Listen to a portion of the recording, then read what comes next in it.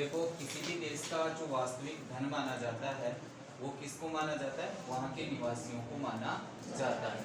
क्योंकि किसी भी देश में पाए जाने वाले जो संसाधन हैं उन संसाधनों का उपयोग किसके द्वारा किया जाता है, मानव के द्वारा किया जाता है।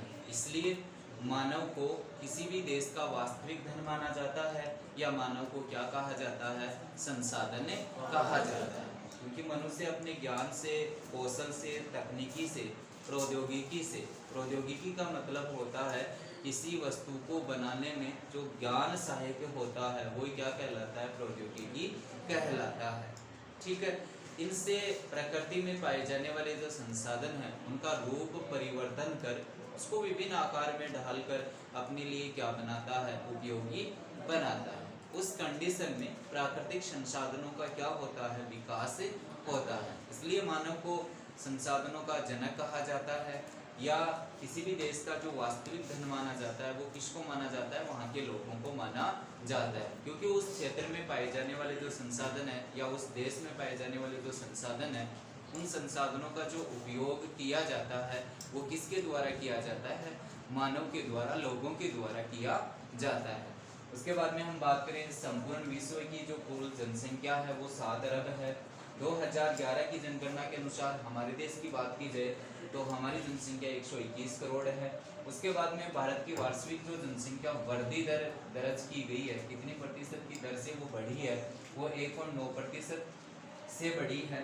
क्षेत्रफल की दृष्टि से विश्व में भारत का कौन सा स्थान आता है, 7वां स्थान आता है। यानी हमारे पास में विश्व का, यदि हम विश्व के टोटल क्षेत्रफल में से भारत का क्षेत्रफल निकालें तो वो कितना है, 2.4% है। और इस 2.4% पर 17.5% जनसंख्या भारत की क्या करती है, निवास करती है। कह सकते हैं कि भारत की जनसंख्या की दृष्टि से विश्व में कौन सा स्थान आता है, दूसरा स्थान आता है। चीन का कौन सा स्थान आता है, पहला स्थान आता है।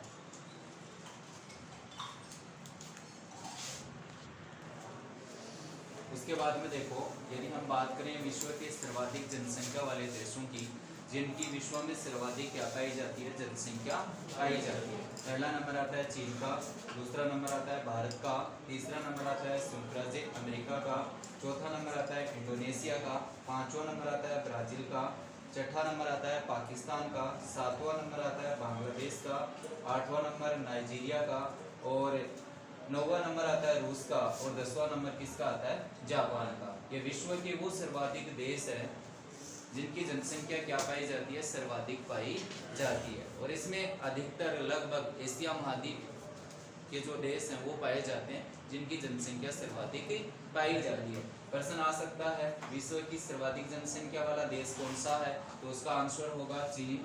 इसका कौन सा स्थान आता है विश्व में, पहला स्थान आता है। यदि दूसरे स्थान की यदि हम बात करें तो किसका आता है, भारत का आता है। यदि हमें महाद्वीप की दृष्टि से बात करें कि ऐसा कौन सा महाद्वीप है जहां विश्व का सर्वाधिक जनसंख्या वाला देश स्थित है, तो चीन कहाँ पर स्थित है, एशिया महाद्वीप में स्थित है। यदि हम भारत की बात करें तो कौन से महाद्वीप में स्थित है, एशिया महाद्वीप में स्थित है। यदि हम संयुक्त राज्य अमेरिका की बात करें तो ये उत्तरी अमेरिका महाद्वीप में है। अब प्रश्न यहाँ से बनेगा कि उत्तरी अमेरिका महाद्वीप का सर्वाधिक जनसंख्या वाला देश कौन सा है, तो उसका आंसर क्या हो जाएगा, संयुक्त राज्य अमेरिका हो जाएगा।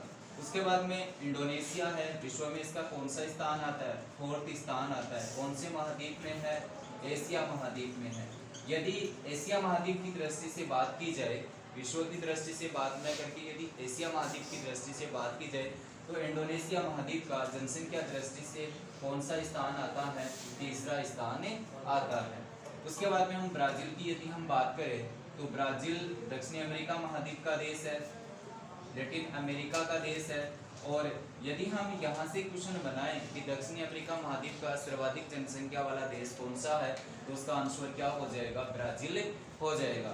उसके बाद में किसका नंबर आता है, छठा नंबर किसका आता है, पाकिस्तान का आता है, जो कौन से महाद्वीप में पाया जाता है, एशिया महाद्वीप में पाया जाता है। उसके बाद में नाइजीरिया है, रूस है, जापान है।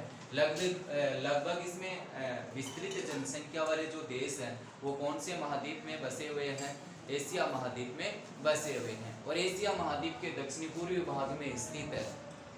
एशिया महाद्वीप के दक्षिणी पूर्वी भाग में स्थित है, क्योंकि वहाँ पर मानव जीवन के लिए पर्याप्त अनुकूल परिस्थितियाँ पाई जाती हैं, पर्याप्त संसाधन पाए जाते हैं। मानव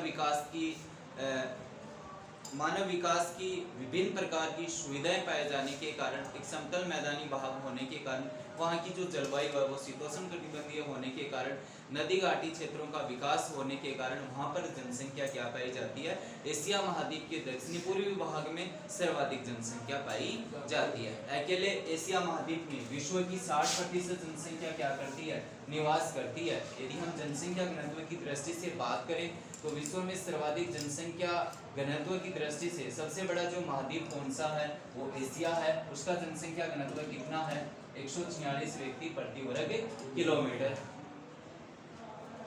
है। उसके बाद में सबसे यदि हम कम की बात करें तो वो कौन सा महाद्वीप है, ओशेनिया। कौन सा महाद्वीप है, ओशेनिया महाद्वीप है, जिसका जनसंख्या घनत्व कितना है, 5 व्यक्ति प्रति वर्ग किलोमीटर। यदि हम जनसंख्या की दृष्टि से बात करें कि विश्व का सर्वाधिक जनसंख्या की दृष्टि से सबसे बड़ा जो महाद्वीप है वो कौन सा है, एशिया है। और सबसे छोटा जनसंख्या की दृष्टि से कौन सा है, ओशेनिया है। उसके बाद में देखो जनसंख्या वितरण की यदि हम बात करें तो जनसंख्या वितरण का मतलब क्या होता है, फैलाव। किसका फैलाव, लोगों का फैलाव। लोगों का फैलाव कहाँ होता है, पृथ्वी के धरातल पर।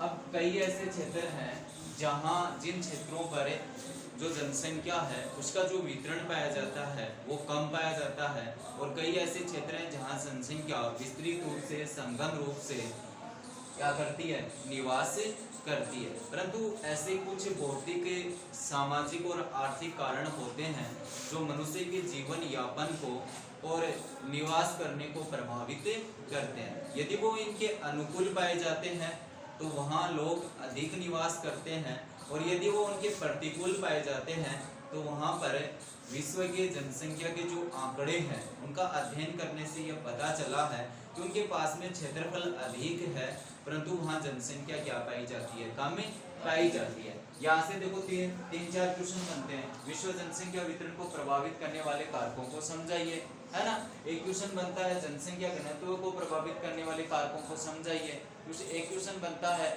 जनसंख्या को प्रभावित करने वाले कारकों को समझाइए। एक क्वेश्चन बनता है कि अधिक क्षेत्रफल पर कम लोग तथा कम क्षेत्रफल पर अधिक लोग निवास करते हैं, उदाहरण सहित क्या कीजिए, उसको स्पष्ट कीजिए। तो इन तीनों चारों प्रश्नों का आंसर यही हो जाएगा।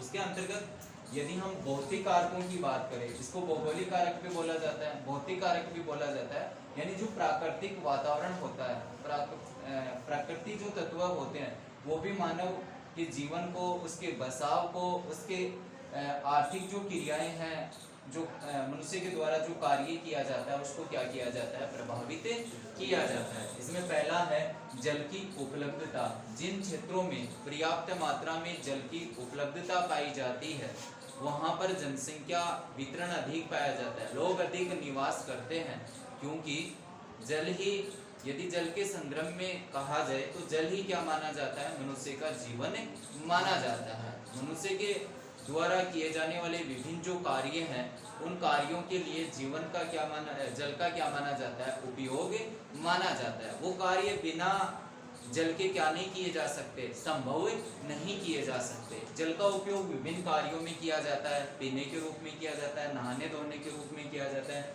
घरेलू कार्य है, पशुपालन के लिए है, मछली पालन के लिए है, उद्योगों में है, बिजली बनाने में है, ऊर्जा संसाधन बनाने में है, कृषि कार्य है, कृषि फसलों की सिंचाई करने के लिए आदि कार्यों में इसका क्या किया जाता है, उदाहरण किया जाता है। यही कारण है कि प्राचीन कालीन समय से ही नदी मैदानी जो क्षेत्र हुआ करते थे वहाँ आसपास लोगों की संख्या क्या पाई जाती थी, अधिक पाई जाती थी। जनसंख्या वितरण क्या पाया जाता था, अधिक पाया जाता था, क्योंकि वहां पर किसकी उपलब्धता थी? जल की उपलब्धता थी। तो मानव के विभिन्न आर्थिक क्रियाकलापों का क्या किया जा सकता था? विकास किया जा सकता था। वही नदी घाटी क्षेत्रों से पीने के रूप में जल प्राप्त हो जाता था, वहाँ पशुपालन मछली पालन किया जा सकता था, नदी घाटी क्षेत्रों के पास उद्योगों का विकास किया जा सकता था, बिजली बनाई जा सकती थी, ऊर्जा संसाधन बनाया जा सकता था, कृषि कार्य और नाव संचालन में जल का क्या लिया जा सकता था? उपयोग लिया जा सकता था। इसलिए वहाँ मानव विकास की सारी प्रावस्थाएं पाई जाती थी। इसलिए प्राचीन कालीन समय से नदी घाटी जो क्षेत्र है वो क्या है? संगन बसे हुए हैं। यहाँ से क्वेश्चन बनता है कि नदी घाटी जो क्षेत्र है वहाँ जनसंख्या अधिक क्यों पाई जाती है, कारण बताइए। तो ये इसका क्या हो जाएगा? आंसर हो जाएगा। उसके बाद में देखो दूसरा कारक है वो आकृति। आकृति का मतलब होता है भाई आकार। किसका आकार? भूमि का आकार। और भूमि का जो आकार होता है सामान्यतः है उसको 3 भागों में विभाजित किया जाता है, मैदान, पर्वत और पठारी। ये भूमि के दोनों उच्च ढाल वाले होते हैं और मैदान है वो हमेशा मंद ढाल वाले होते हैं। अब देखो समतल जो मैदानी भाग है उन समतल मैदानी भागों की जनसंख्या सर्वाधिक पाई जाती है, वहाँ संघन जनसंख्या पाई जाती है, वहाँ जनसंख्या घनत्व और वितरण अधिक पाया जाता है। उसके पीछे ये कारण है क्योंकि ऐसे जो क्षेत्र हैं वहाँ फसलों का आसानी से क्या किया जा सकता है? उत्पादन किया जा सकता है, अर्थात कृषि जो कार्य है वो आसानी से किया जा सकता है उन क्षेत्रों में। परिवहन के साधनों का आसानी से क्या किया जा सकता है? विकास किया जा सकता है। और उन क्षेत्रों में औद्योगिक जो क्रियाएं हैं या उद्योग जो धंधे हैं उनका आसानी से क्या हो जाता है? विकास हो जाता है। ये मनुष्य के जीवन यापन करने के क्या होते हैं? साधन होते हैं। और इन क्रियाकलापों का आसानी से विकास होने के कारण अर्थात ये जो समतल मैदानी जो भाग है ये मानव के लिए क्या पाए जाते हैं? अनुकूल पाए जाते हैं। जबकि यदि हम बात करें पर्वतीय भागों की और पठारी भागों की बात करें तो इन कारकों के ये जो कारक हैं यहाँ पर्वतीय पठारी भागों में फसलों का उत्पादन, परिवहन के साधन है, उद्योग धंधे हैं, इनका आसानी से क्या नहीं किया जा सकता? विकास नहीं किया जा सकता। ये भूभाग मानव बसाव के लिए और मानव की आर्थिक क्रियाओं के निर्माण के लिए क्या पाए जाते हैं? प्रतिकूल पाए जाते हैं। यही कारण है कि समतल मैदानों की अपेक्षा पर्वतीय और पठारी भागों में जनसंख्या क्या पाई जाती है? विरल पाई जाती है। यदि हमें विश्व में गंगा का जो मैदान का गंगा के मैदानी प्रदेश की बात की जाए जो कहाँ विस्तृत है? भारत में विस्तृत है। यदि हम राज्यों की दृष्टि से बात करें तो देखो उत्तर प्रदेश है, बिहार है, पश्चिमी बंगाल है, झारखंड है ना, ये गंगा का मैदानी क्षेत्र है जहाँ कौन सी नदी बहती है? गंगा नदी बहती है। और ये क्षेत्र कैसा पाया जाता है? ढाल की दृष्टि से या भू आकृति की दृष्टि से समतल क्षेत्र पाया जाता है। और यहाँ कृषि कार्यों का अधिक क्या हुआ है? विकास हुआ है। कृषि कार्यों का अधिक विकास होने के कारण यहाँ पर परिवहन के साधन और परिवहन के मार्गों का अधिक विकास हुआ है और उद्योगों का क्या हुआ है? अधिक विकास हुआ है। इसलिए मानव के विकास करने की दृष्टि से यहाँ जो संसाधन पाए जाते हैं वो मानव के लिए क्या पाए जाते हैं? अनुकूल पाए जाते हैं। जबकि भारत के उत्तर में जो हिमालय पर्वत विस्तृत है उस भूभाग में इनका अधिक क्या नहीं हुआ है? विकास नहीं हुआ है। इसलिए वहां पर जनसंख्या विरल रूप में क्या करती है? निवास करती है। किसकी वजह से? कौन सा कारक उसको प्रभावित करता है? भूमि का आकार है वो जनसंख्या को क्या करता है? प्रभावित करता है। इसलिए मानव के लिए जो अनुकूल आर्थिक जो क्रियाकलाप हैं उनका क्या नहीं किया जा सकता? वहां पर विकास नहीं किया जा सकता। इसलिए पर्वतीय और पठारी क्षेत्रों में जनसंख्या वितरण, घनत्व और जनसंख्या क्या पाई जाती है, कम पाई जाती है। ये पर्वतीय और पठारी जो क्षेत्र हैं वो कैसे क्षेत्र होते हैं, विरल क्षेत्र होते हैं। और विश्व की जो मैदानी भाग है वो मैदानी भाग जनसंख्या वहाँ क्या पाई जाती है, सर्वाधिक पाई जाती है। वो संघन जनसंख्या वाले क्षेत्र होते हैं क्योंकि वहाँ पर कृषि फसलों का उत्पादन है, परिवहन के साधन है, मार्ग है, उद्योग धंधे हैं, मानव की जो आर्थिक क्रियाएं हैं, मनुष्य जीवन यापन करने की जो साधन है ना, वो वहाँ अनुकूल पाए जाते हैं। इसलिए वहाँ पर पर्याप्त मनुष्य के आर्थिक क्रियाकलापों का विकास होता है। इसलिए मनुष्य समतल मैदानी भागों में रहना क्या करता है, अधिक पसंद करता है, या वहाँ की जनसंख्या क्या पाई जाती है, संघन पाई जाती है।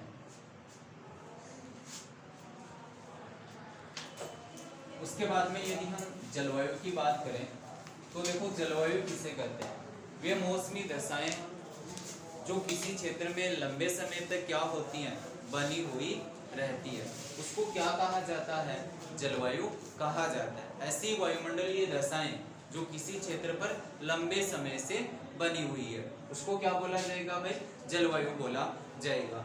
जलवायु भी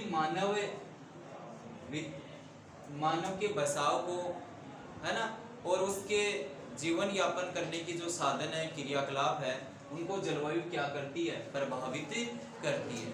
ठीक है ना, मनुष्य जलवायु से क्या होता है, प्रभावित होता है। यदि हम बात करें विश्व की, अति उष्ण क्षेत्र है, अति शीत क्षेत्र है। अति का अर्थ क्या होता है, बहुत ज्यादा। जहाँ बहुत ज्यादा क्या है, तापमान है, गर्मी है। जहाँ बहुत ज्यादा क्या है, सर्दी है। उसका मतलब ये है कि वहाँ पर बहुत ज्यादा, वो क्षेत्र बहुत ज्यादा क्या है, ठंडा है। जहाँ का तापमान 0 डिग्री सेल्सियस से भी क्या पाया जाता है, कम पाया जाता है। जैसे ध्रुवीय जो क्षेत्र हैं उनका जो तापमान है वो बिल्कुल क्या पाया जाता है, 0 डिग्री सेल्सियस से भी कम पाया जाता है। ठंडे जो मरुस्थल है ना, देखो मरुस्थल 2 प्रकार के होते हैं तापमान के आधार पर। एक वो मरुस्थल है जो कैसे हैं, स्वभाव से ठंडे हैं, और एक वो मरुस्थल है जो स्वभाव से कैसे पाए जाते हैं, गर्म पाए जाते हैं। जहाँ का तापमान क्या पाया जाता है, अधिक पाया जाता है। जैसे जम्मू कश्मीर में आपने लद्दाख का नाम सुना है, वो कैसा मरुस्थल है, ठंडा मरुस्थल है, क्योंकि वहाँ पर तापमान है वो बिल्कुल क्या पाया जाता है, कम पाया जाता है। लेकिन वो भूमि कैसी है, मरुस्थलीय क्षेत्र है। गर्म मरुस्थल की यदि हम बात करें तो जैसे विश्व में अफ्रीका महाद्वीप का कालारी मरुस्थल है ना, एशिया महाद्वीप का थार का जो मरुस्थल है, ये कैसे मरुस्थल है, गर्म मरुस्थल है। इनका जो तापमान है, जैसे हम थार के मरुस्थल की बात करें तो लगभग तापमान ग्रीष्म ऋतु में वहाँ 49 डिग्री सेल्सियस से भी क्या चला जाता है, ज्यादा चला जाता है, कभी बार इतना वहाँ तापमान पाया जाता है। तो वो गर्म मरुस्थल वाले जो क्षेत्र हैं वहाँ पर मनुष्य के जीवन यापन के साधनों का क्या नहीं किया जा सकता, विकास नहीं किया जा सकता। तो इन क्षेत्रों में प्रारंभिक समय से ही जनसंख्या कैसी पाई जाती है, विरल पाई जाती है। कम लोग क्या करते हैं, निवास करते हैं। और जिन क्षेत्रों की जलवायु शीतोष्ण कटिबंधीय प्रकार की पाई जाती है उन क्षेत्रों में जनसंख्या संघन रूप से क्या करती है, निवास करती है। भाई जिन क्षेत्रों की जलवायु मानव के लिए अनुकूल है, वो परिस्थिति मानव बसाव के लिए, मानव के विकास करने के लिए जिन संसाधनों का निर्माण करना है, फसलों के, कृषि, उद्योग आदि के लिए अनुकूल पाई जाती है, तो वहाँ पर जनसंख्या संघन रूप से पाई जाती है। लोगों का बसाव क्या पाया जाता है, अधिक पाया जाता है। यही कारण है कि विश्व में भूमध्य सागरीय जो प्रदेश हैं वो सुखद जलवायु के कारण ही प्राचीन कालीन समय से ही, प्रारंभिक समय से ही संघन बसे हुए हैं। अब देखो ये प्रश्न बोर्ड एग्जाम में पूछा गया है कि भूमध्य सागरीय जो प्रदेश है वहाँ संघन जनसंख्या क्यों पाई जाती है, या भूमध्य सागरीय प्रदेश प्राचीन कालीन समय से ही या प्रारंभिक समय से ही संघन क्यों बसे हुए हैं, कारण लिखो। तो उनकी जो जलवायु है, उन प्रदेशों की जो जलवायु है वो मानव के लिए क्या पाई जाती है, अनुकूल पाई जाती है। इस प्रश्न का आंसर क्या हो जाएगा, जलवायु का मानव के लिए अनुकूल होना। उसके बाद में देखो अगला जो कारक है वो है मृदा।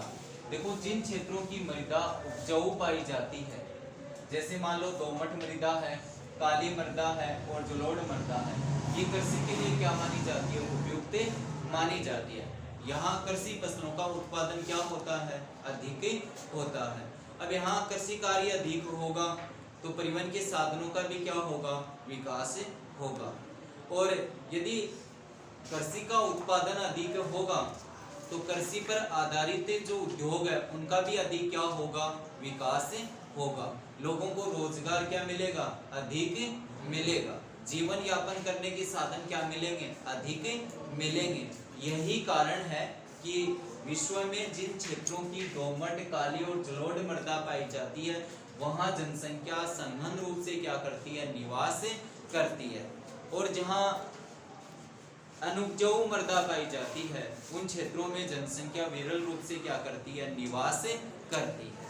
ठीक है। उसके बाद में देखो हमने भौगोलिक भौतिक कारकों की यदि हम बात करें तो इसमें कौन कौन से कारक थे। पहला कारक था जल की उपलब्धता।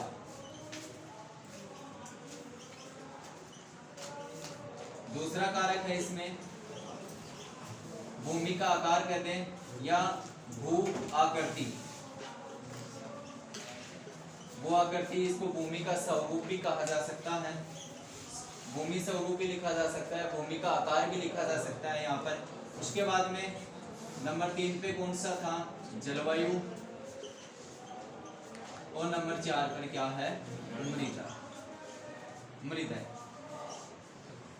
अब ये भौगोलिक कारक जिन क्षेत्रों में मानव के लिए क्या पाए जाते हैं, अनुकूल पाए जाते हैं, उन क्षेत्रों में जनसंख्या वितरण क्या पाया जाता है, अधिक पाया जाता है, जनसंख्या घनत्व अधिक पाया जाता है, जनसंख्या संघन रूप से वहां क्या करती है, निवास करती है। यदि हम एशिया महाद्वीप के दक्षिणी पूर्वी भाग की बात करें कि जैसे चीन है, भारत है, जापान है, इंडोनेशिया है, ये जो क्षेत्र हैं ये दक्षिणी पूर्वी एशिया महाद्वीप के देश है और यहाँ सर्वाधिक जनसंख्या क्या करती है, निवास करती है।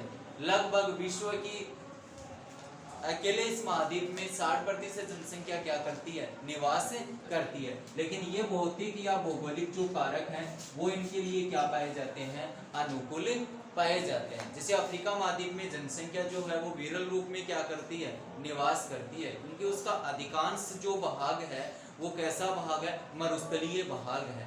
और वो कैसा मरुस्थल है, गर्म मरुस्थल है, बलुई मृदाएं पाई जाती हैं, उपजाऊ मृदा नहीं है, पानी की कम उपलब्धता है ना।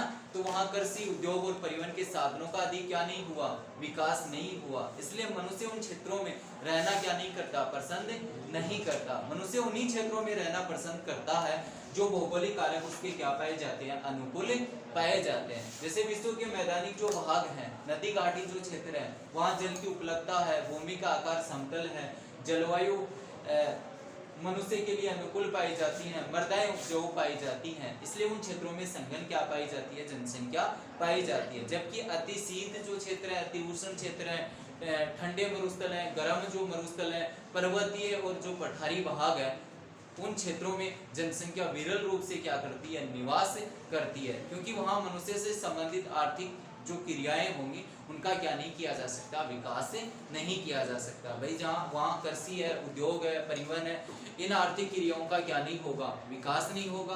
तो मनुष्य जीवन यापन करने के पर्याप्त मात्रा में उसको साधन क्या नहीं होंगे, उपलब्ध नहीं होंगे, तो वो वहाँ रहना, निवास करना क्या नहीं करेगा, पसंद नहीं करेगा। वो उन्हीं क्षेत्रों में पसंद करेगा जहाँ के भौगोलिक कारक उसके लिए क्या पाए जाते हैं, अनुकूल पाए जाते हैं।